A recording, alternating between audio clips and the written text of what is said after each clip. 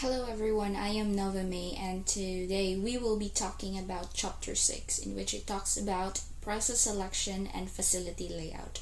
So I hope you understand our topic. So let's begin. The first one is process selection. Process selection, it refers to deciding on the way production of goods and services will be organized. So it involves choosing how to organize the production of goods and services.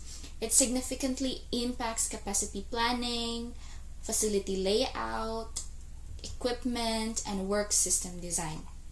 Now, in a manufacturing company, this is an example. In a manufacturing company, deciding whether to use assembly lines, it is also known as repetitive process that will be discussed in this chapter, and or a custom build each car or the job shop significantly affects how the factory is set up, what equipment is needed, and how workers are trained. For the next slide, we can see here the process selection and facility layout. We have inputs for costing, product and service design, technological change. So we are already done with that. We discussed that one. And now we are in the outputs, facilities and equipment, layout, work design, and we have the capacity planning and process selection. So it's a gram. It's a process. Yeah. Next is, for the next slide, it is the five types of processes. We have here the job shop. Job shop, it is a shop. It usually operates on relatively small scale and ideal for low volume, high variety production such as custom or specialized jobs. Offers high flexibility but is less efficient. So an example for that is a custom furniture maker creates unique pieces based on individual customer request. So it is based on a customer request. So that is a job shop.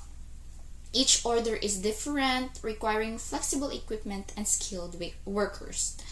Now we also have batch, in which it is suitable for moderate volume, moderate variety production.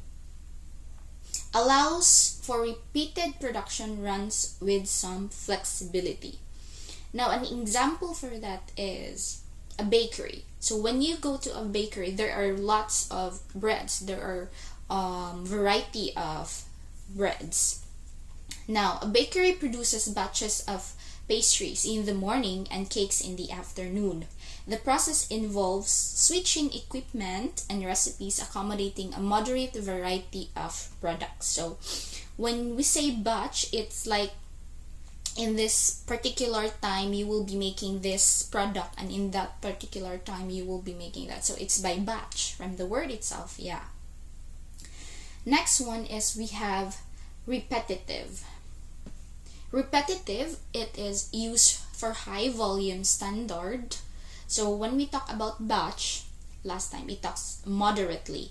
However, repetitive, it is used for high volume standardized products, requires less equipment, flexibility, and worker skill.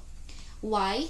Because an example for that is, let me give you an example about the automobile assembly line. It produces the same model of cars in large volumes with minimal variation.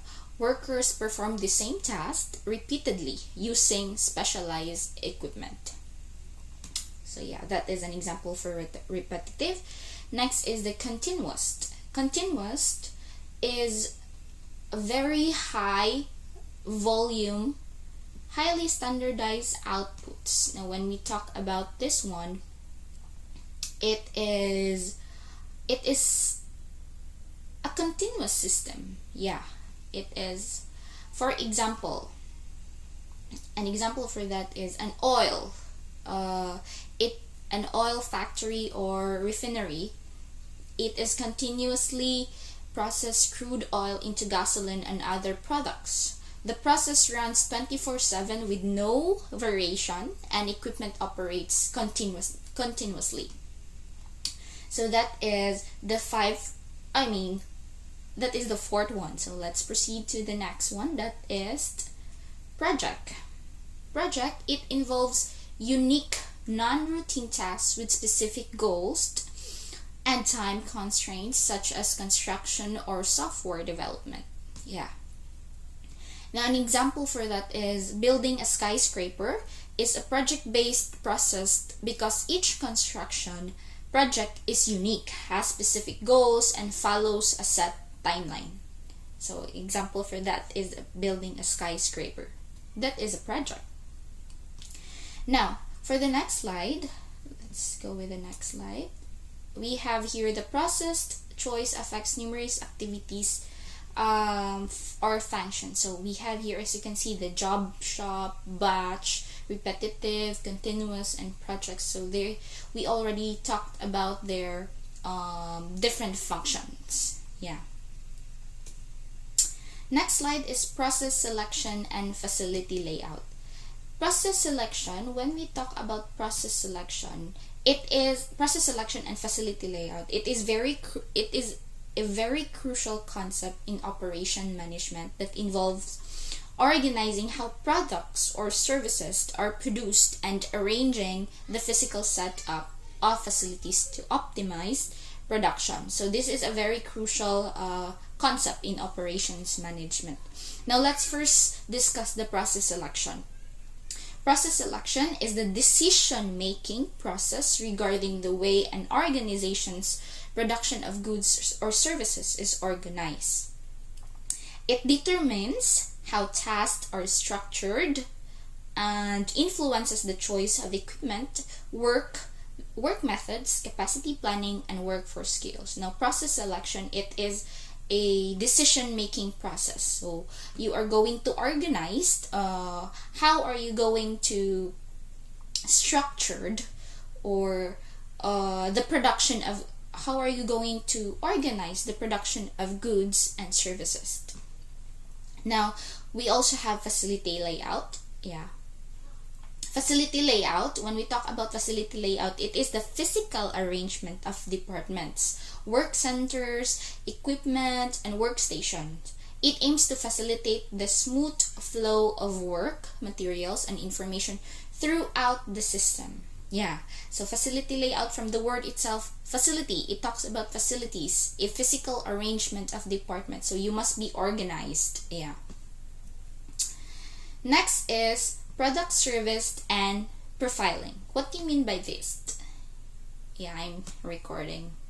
So product, service, and product and service profiling, it helps ensures consistency between process selection and product characteristic.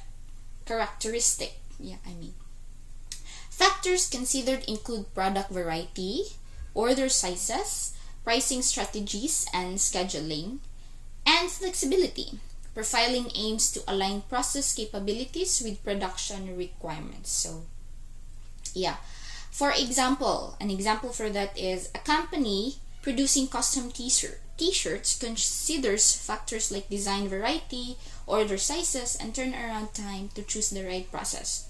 So, in this one, for example, t-shirts. So we all know that t-shirts, we all have different sizes. We have small, large, medium, extra small, XXS, like that, and so on and so forth.